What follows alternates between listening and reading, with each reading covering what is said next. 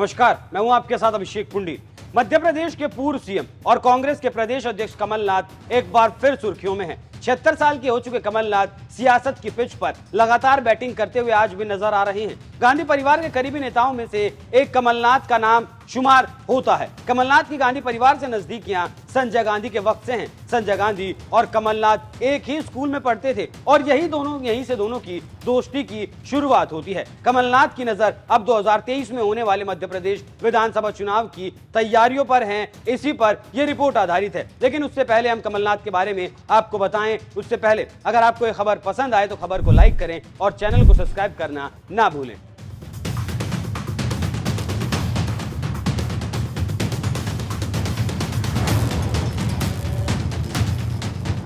1980 में जब पहली बार कांग्रेस ने कमलनाथ को मध्य प्रदेश के छिंदवाड़ा से टिकट दिया तो उनके चुनाव प्रचार के लिए इंदिरा गांधी खुद आई थी और जब भरे मंच से इंदिरा गांधी ने अपने भाषण में कहा कि मैं नहीं चाहती कि आप लोग कांग्रेस नेता कमलनाथ को वोट दीजिए, मैं चाहती हूं कि आप मेरे तीसरे बेटे कमलनाथ को वोट दें। कांग्रेस को लंबे समय से कवर करने वाले एनडीटीवी इंडिया के राजनीतिक संपादक मनोरंजन भारती कमलनाथ के बारे में कहते हैं कि लोग भी यही कहने लगे थे कि इंदिरा के दो हाथ संजय गांधी और कमलनाथ। इससे आप समझ सकते हैं कि कमलनाथ कांग्रेस पार्टी में क्या रसूख रखते हैं। नाम कमलनाथ, जन्म स्थान 18 नवंबर 1946, कानपुर संयुक्त प्रांत, शिक्षा ग्रेजुएट, पिता का नाम महेंद्रनाथ, माता का नाम लीलानाथ, पत्नी का नाम अलकानाथ, संतान 2 बच्चे, पार्टी भारतीय राष्ट्रीय कांग्रेस। पिता चाहते थे वकील बने बेटा। 18 नवंबर 1946 को उत्तर प्रदेश के कानपुर में जन्मे कमलनाथ आज मध्य प्रदेश ही नहीं बल्कि देश में कांग्रेस का एक बड़ा चेहरा है।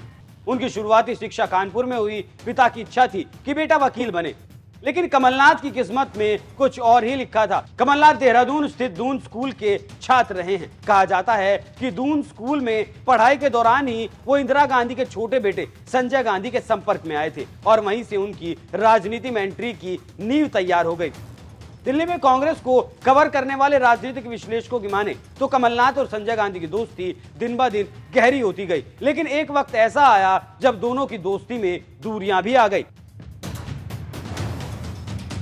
वो वक्त था जब कमलनाथ कोलकाता के सेंट जेवियर्स कॉलेज चले गए। हालांकि दोनों के दूर होने के बाद उनकी दोस्ती कम नहीं हुई। ये दोस्ती सियासत में भी चर्चा में रहती थी। कारण था दोनों का हरदम एक साथ रहना। संजय गांधी और कमलनाथ का किस्सा। संजय गांधी और कमलनाथ की दोस्ती के बारे में एक किस्सा बहुत मशहूर है। कहा जाता है कि जब आपातकाल के बाद जनता पार्टी की सरकार बनी तब एक मामले में संजय गांधी को तिहाड़ जेल भेज दिया गया। तब इंदिरा गांधी को संजय गांधी की सुरक्षा की चिंता होने लगी। ऐसे में कमलनाथ संजय गांधी के पास जेल में जाने के लिए जानबूझकर एक जज से झगड़ा कर लिए, जिसके बाद अवमानना के आरोप में कमलनाथ को तिहाड़ जेल भेज दिया गया। कमलनाथ यही चाहते थे।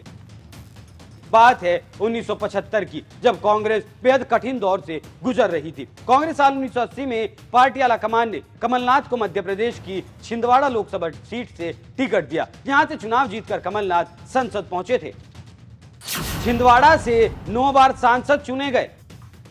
आपातकाल के बाद सत्ता में आई जनता पार्टी की सरकार को गिराने में कमलनाथ का हाथ माना जाता है। उसके बाद कमलनाथ गांधी परिवार के और भी खास हो गए। छिंदवाड़ा लोकसभा को कमलनाथ का अभेद किला भी कहा जाता है। कमलनाथ छिंदवाड़ा से 9 बार सांसद रह चुके हैं। 1980 में कमलनाथ पहली बार छिंदवाड़ा से सांसद चुने गए थे और उसके बाद वो 9 बार यहां से सांसद का सफर तय कर चुके हैं।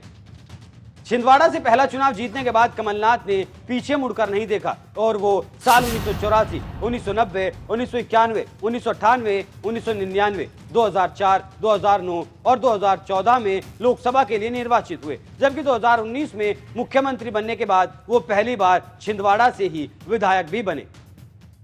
बंगले की वजह से कमलनाथ हारे। राजनीतिक गलियारों में बाजीगर कहे जाने वाले कमलनाथ एक बार चुनाव भी हारे हैं। बात दरअसल ये है कि कमलनाथ 1980 में मध्य प्रदेश की छिंदवाड़ा सीट से लगातार चुनाव जीतते आ रहे थे। सन 1996 में हवाला कांड में नाम आने के बाद कांग्रेस ने उन्हें टिकट नहीं दिया तो उन्होंने अपनी पत्नी को चुनाव लड़वा दिया। कमलनाथ की पत्नी अलकानाथ चुनाव जीत भी गई। उसी बीच कमलनाथ को दिल्ली में संसद न रहने के चलते लुटियन जोन में मिला बड़ा बंगला खाली करने का नोटिस दिया गया। राजनीतिक विश्लेषकों की माने तो कमलनाथ ने बहुत कोशिशें की कि बंगला उनकी पत्नी के नाम अलॉट हो जाए, लेकिन उनकी पत्नी पहली बार सांसद बनी थी, जिस कारण बड़ा बंगला नहीं मिल सका। उधर कमलनाथ किसी भी कीमत पर यह बंगला छोड़ने को तैयार नहीं थे। ऐसे में बंगले की खातिर उन्होंने अपनी पत्नी से संसद से इस्तीफा दिलवा दिया और खुद छिंदवाड़ा से उपचुनाव में प्रत्याशी बन गए। फिर जब 1997 में उपचुनाव हुआ तो बीजेपी ने सुंदरलाल पटवा को मैदान में उतारा। पटवा ने ये चुनाव बखूबी लड़ा और कमलनाथ को उन्हीं के गढ़ में मात दे दी। हालांकि अगले साल 1998 में फिर चुनाव हुए और पटवा कमलनाथ से हार गए। लोगों की 24 मदद। दिल्ली के पत्रकारों की माने तो कमलनाथ का घर और दफ्तर 24 घंटे पार्टी कार्यकर्ताओं के लिए खुला रहता है। अपने कार्यकर्ता के छोटे से काम के लिए भी कमलनाथ को 4 बार किसी को कहना पड़े तो वो कहते हैं। उनकी सहजता भी उनकी बड़ी ताकत है, लेकिन मुश्किल ये है कि वो अपनी हाई प्रोफाइल छवि के चलते कमलनाथ कभी शिवराज सिंह चौहान जितने सहज नहीं हो सकते।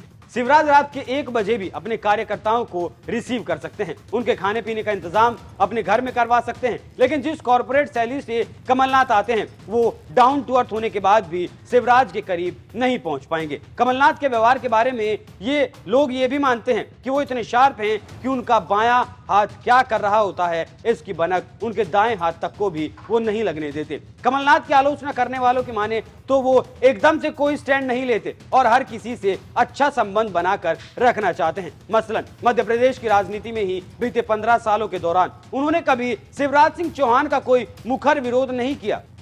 इससे आप समझ सकते हैं कि कैसे अपने आप को कमलनाथ ने कांग्रेस और राजनीति और अब मध्य प्रदेश की राजनीति में अपने आप को स्थापित किया है। अब देखना दिलचस्प होगा कि आने वाले विधानसभा चुनाव में कमलनाथ की किस्मत खुलती है या फिर नहीं। ये स्टोरी आपको कैसी लगी? अपनी राय हमें कमेंट कर जरूर बताइएगा। नमस्कार।